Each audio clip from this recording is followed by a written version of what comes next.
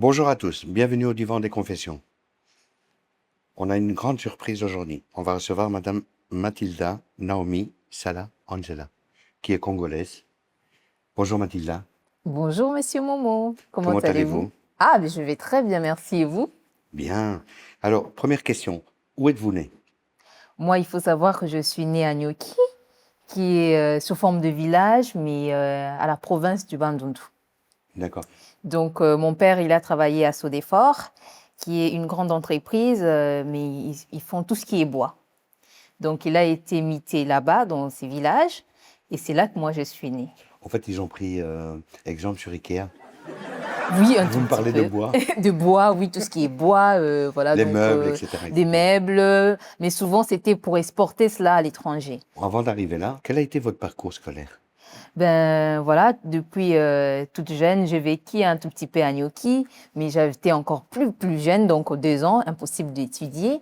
Et ensuite, nous sommes arrivés à Kinshasa, j'avais l'âge de, je crois bien, encore bébé, hein, peut-être 3 ans. Donc, j'ai commencé mes études secondaires et primaires. Ensuite, j'ai fait l'université à l'UPC. Ensuite, j'ai fait plusieurs formations aussi à l'étranger pour me spécialiser. D'accord. La situation de vos parents, justement, par rapport à ce que vous avez fait, quel a été le contexte? Comment ils se sont débrouillés? Comment ils se sont battus? Ils sont de quelle origine? Depuis toute jeune, ma mère, elle est couturière et c'est une femme qui adore travailler et toujours là présente pour nous. Et c'est vrai que moi, j'ai grandi un peu de manière très, je peux dire, célèbre depuis toute petite. J'aimais bien être vue comme une star. Donc, j'ai toujours été mise en lumière, notamment à l'école, prendre la parole dans des activités organisées à l'école. Donc, pour moi, c'était pas une surprise de me retrouver là où je suis aujourd'hui parce que j'ai travaillé et depuis toute petite, j'ai toujours été, voilà, comme ma mère l'a dit toujours, une star. D'accord. Alors, quel enfant vous étiez à l'école et avec vos parents? Euh, est-ce que vous avez des complicités? Est-ce que vos parents vous ont apporté quelque chose? Oui, donc c'est comme je viens de les souligner. Moi, je suis très familiale. Donc, tout ce que j'ai tendance à faire, même au niveau personnel ou public, j'ai toujours l'habitude de poser des questions pour que j'aie au moins l'idée aussi de ma mère, de mes sœurs. Souvent, ça m'ennuie un peu, mais c'est moi. Donc, j'ai toujours tendance à poser des questions. Donc, je suis vraiment très familiale. Et voilà, donc c'est tout moi. Donc, il n'y a pas de surprise entre ce que j'ai fait et voilà, ce que mes parents ils peuvent apercevoir à l'extérieur. D'accord. Donc, voilà. Vous êtes d'une famille nombreuse? Oui, je suis née d'une famille nombreuse. Nous sommes 6 filles. Et avant, nous étions même à 7. Une, elle est décédée. Donc, actuellement, nous sommes à 6 filles. Ce qui veut dire que c'est pas facile. Ça n'a jamais été facile pour mon père d'élever 6 filles. Justement, c'est la question qui va suivre. Vos parents ont dû se battre pour élever tous ces Oui, enfants. en plus, c'était pas des filles. Euh, Quand elle passe, tout le monde sait qu'une femme, elle vient de passer, ou une fille vient de passer. Donc pour eux, il fallait redoubler les efforts. Il fallait faire des efforts qu'on manque de rien, parce qu'une femme qui manque, c'est tout un danger. Donc, mais grâce à Dieu, parce que ma mère, elle prie beaucoup, et mon père également, ils ont pu quand même instaurer sous forme de discipline très sévère. Donc, à partir des 18 ans, là, vous avez droit à sortir. À partir des 18 ans, vous avez droit à avoir un Il y avait des téléphone. règles. Il y avait vraiment des règles et des principes qu'il fallait vraiment Et il y respecter. a aussi une complicité entre votre père et votre mère, d'après ce que j'entends. Parfait. Ce sont des jumeaux. Quand l'autre dit non, ne t'attends pas que l'autre va te dire oui. Donc pour nous-mêmes, pour que le garçon puisse entrer, c'était très difficile. Et la seule personne qui commençait vraiment à ramener les garçons à la maison, c'était moi. Parce que j'adorais traîner avec le garçon. Première partout. Oui, j'adorais. Je me dis, mais non, moi, je dois avoir des copains. En tout cas, j'avais toujours les cheveux bien teintés. En tout cas, j'aimais bien, je me sentais bien avec le garçon. J'aimais vraiment, tu vois, à la maison, j'ai des filles. Hein. Donc, à l'extérieur, je dois aussi découvrir les garçons, comment ils vivent. Donc, à tout le temps, mon père me disait, mais pourquoi tu ramènes les garçons? Je dis, c'est mon ami. Et petit à petit, il commençait à faire avec. Les garçons commençaient à entrer. Curieuse jusqu'au bout. Oui, jusqu'au bout. à la recherche. Oui, je voulais comprendre comment les garçons, comment la cigarette, comment ça se passe. Une fois, j'ai teinté mes cheveux. Là, j'avais, je crois bien, entre 16 ans et 17 ans, en jaune. Et quand j'arrive, ma En mère, jaune. en jaune. Ok. Et quand j'arrive, ma mère, elle était, mais c'est quoi cette histoire? Mais pourquoi tu as teinté tes cheveux? Mais non, non, non, non, tu dois aller enlever cette teinture. Attends, ton père, quand il va arriver, en tout cas, on va couper tous ses cheveux. Et Donc, mon père arrive, à ma grande surprise, il me regarde, il sourit, il dit, c'est joli, ça te va bien, le père. le père. Ah ouais, c'est génial. Et là, franchement, même moi-même, j'étais très, très surprise. Et ma mère, petit à petit, elle a commencé à faire avec. Elle dit, mais... Et c'est comme ça qu'elles sont habituées, hein. Donc, à tout le temps, j'avais ça. J'avais des cheveux teintés, j'avais des coupes un peu très modernes, tu vois. En fait, vous avez ouvert les portes à un Exactement. changement Oui, radical. oui. C'est ça. Parce qu'avant, ça n'existait pas. Chez Ouais. moi, personne n'avait des cheveux teintés. Et c'est comme ça. À un moment, j'ai gardé ça pendant longtemps. J'avais des cheveux, je crois bien, entre marron, quelque chose comme ça. Et ça m'allait très bien et tout le monde adorait. Et même ma mère, elle a fini par aimer. Ben, j'imagine. D'ailleurs, par rapport à ce que vous me racontez, vous avez un beau parcours au niveau du travail. Euh, Aujourd'hui, où vous en êtes avec... D'où venez-vous? Qu'est-ce que vous avez fait pour arriver là où vous êtes aujourd'hui? On parle d'Africa. À venir. Africa comment? À venir. Avenir. Avenir. Ça Oui. veut tout dire. Oui. Donc, expliquez-moi un petit peu votre parcours et comment se fait-il que vous venez de Kinshasa, vous venez du Congo, vous êtes au Studio 124 pour nous raconter votre histoire qui est sensationnelle, qui est fantastique, parce que vous êtes une ouverture, vous êtes un exemple pour tout le monde. Expliquez-moi un peu où ça a commencé et pourquoi vous en êtes là. Ah, c'est une belle question. Il faut comprendre qu'Afrique à venir est née parce que j'ai fait des analyses vraiment approfondies de la situation de la RDC. Vous voyez, nous avons plusieurs médias à Kinshasa, mais il n'existe pas vraiment de médias qui accordent la parole sans juger l'invité. Et là, j'ai fait l'étude du terrain. L'Afrique est remplie des richesses, comme on a l'habitude de dire, mais personne n'essaye de mettre ces richesses-là en avant pour attirer les investisseurs. Et là, c'est né Afrique à venir, parce que l'Afrique égorge l'avenir. Il suffit de connaître le vraie stratégie, vous allez bien exceller en Afrique, parce qu'il y a beaucoup à faire. Oui, l'Afrique a une grande histoire. On va pas se la raconter. L'Afrique a une grande histoire. Euh, Certains pays ont profité de l'Afrique. Aujourd'hui, on sait que on a des gens capables qui sont arrivés, qui ont construit l'avenir, que ce soit congolais ou peu importe quelle nationalité, mais on ne leur donne pas leur valeur. C'est pour ça que je vous demande comment en êtes-vous arrivé là? Ben, c'était en 2023, si j'ai une bonne mémoire. J'ai discuté avec un monsieur qui fut ministre. Donc voilà, un jour on s'est rencontré avec le monsieur. Il me dit, mais je peux même dire c'est mon oncle hein, en quelque sorte. Donc on a échangé. Il m'a dit, moi j'aime pas la presse. Moi je dis non, la presse elle est chouette. Sauf que vous faites pas confiance à des bonnes personnes. Mais il dit non, moi en tout cas j'aime pas. Je lui dis attends, moi je suis en train, actuellement je suis en pleine étude du terrain. J'aimerais bien réaliser des reportages qui vont vraiment mettre en lumière nos autorités, nos richesses, ainsi de suite, comme je viens de les souligner. Il me dit, mais moi, j'aime pas la presse. En tout cas, j'aime pas, il était méfiant. Du coup, voilà, c'est parti comme ça. J'appelle un ami français, il s'appelle Alain Fournier.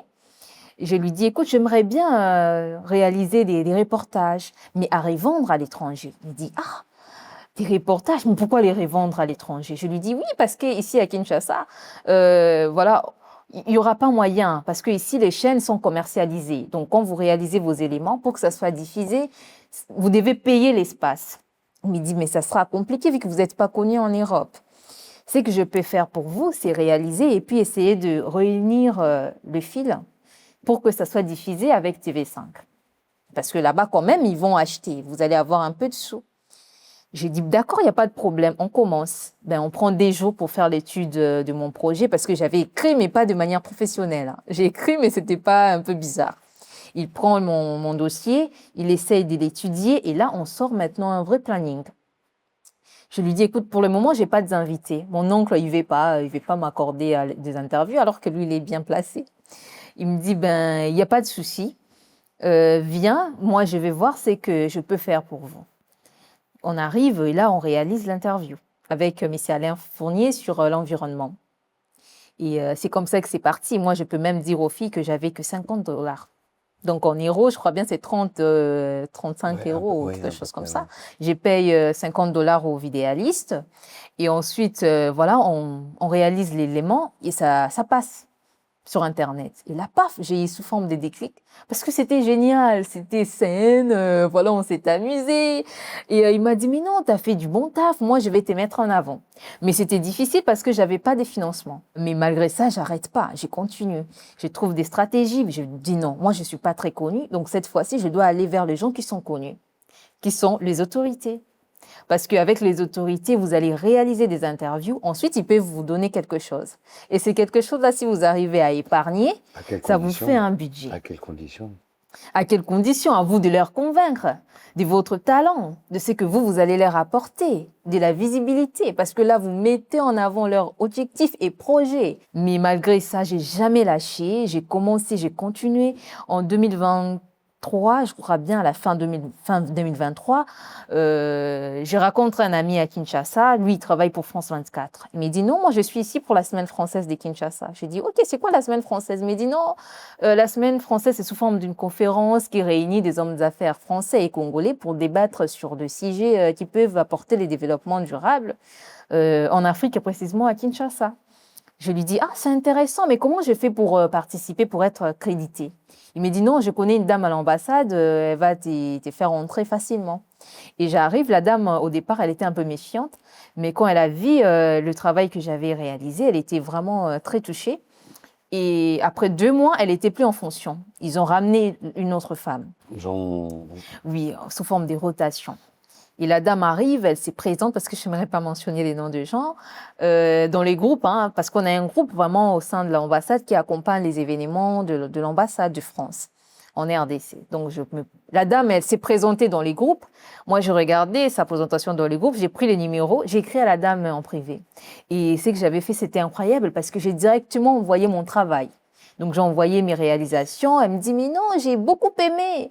C'est beau ce que vous réalisez. Écoute, le jeudi, nous avons, sous forme de cocktail avec l'ambassadeur dans sa résidence. J'aimerais bien que vous soyez là.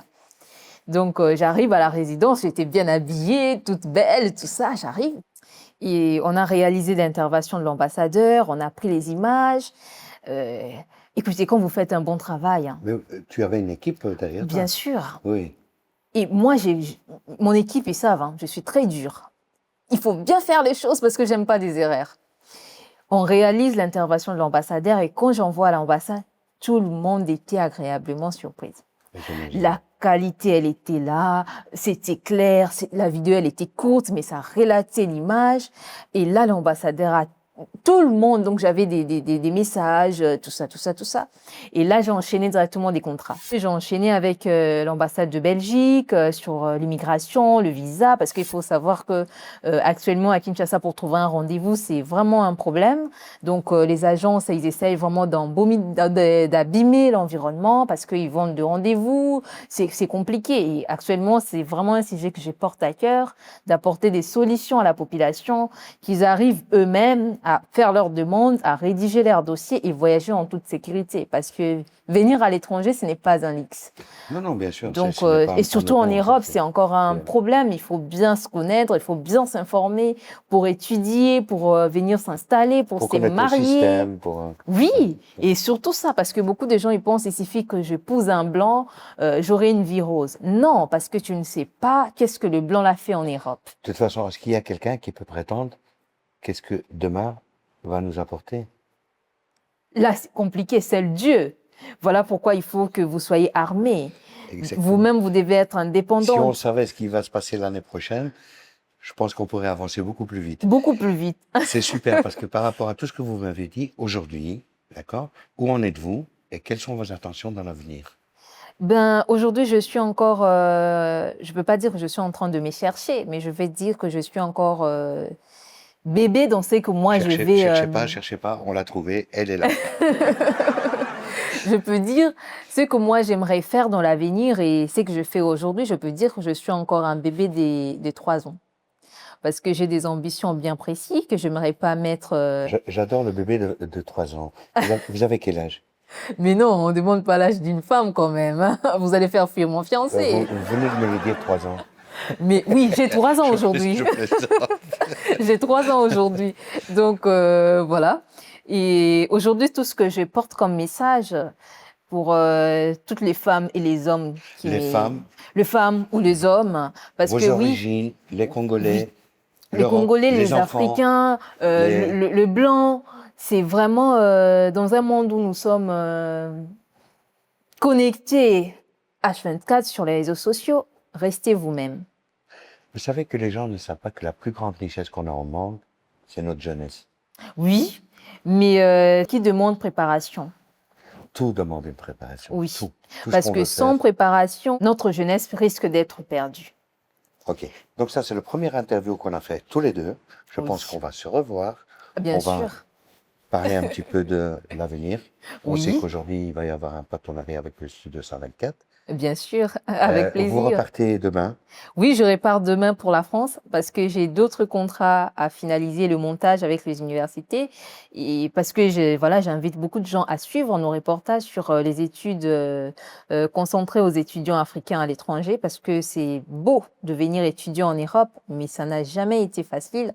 Il faut suffisamment s'informer, connaître des universités qu'il faut et surtout ayez vous-même, comptez sur vous-même. Ne comptez pas sur une tante parce que vous savez, vous arrivez chez les gens 3 jours après, ils vous montrent d'autres visages le premier jour et après 4 jours, 5 jours, vous voyez d'autres figures, vous vous demandez, mais ça c'est ma tante, ça c'est mon oncle. Donc armez-vous et pour le parent, soyez patient avec vos enfants quand ils viennent vivre à l'étranger parce qu'à l'étranger, il n'y a pas de l'or. À l'étranger, il faut travailler doublement, loin de votre famille et vous devez compter que sur vous-même. En tout cas, Mathilda, un grand merci. Franchement, Merci c'était à vous. très sympathique. Messieurs et mesdames, voilà, nous clôturons avec Mathilda, qui était notre invitée au divan des confessions. Et croyez-moi, elle porte un gros fardeau sur le dos et la communication, elle va bientôt passer. À bientôt.